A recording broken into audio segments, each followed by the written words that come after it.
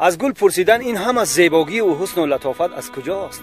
گل گفت زیبایی من ذره از چهره زیبایی مادر است. آفتاب را پرسیدند آیا از تو گرمتری هست؟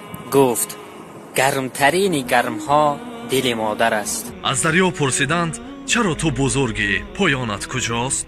گفت از چشمه مهر و محبت مادر آب میگیرم که آن بی پایان است.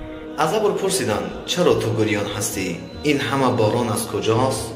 گفت این همه قطره های اشک مادر است. یک شخص نزد پیامبر خدا صلی الله علیه و سلم اومد و گفت یا رسول الله، کی از مردمان زیادتر به من حق دارد تا که به او نیکی کنم؟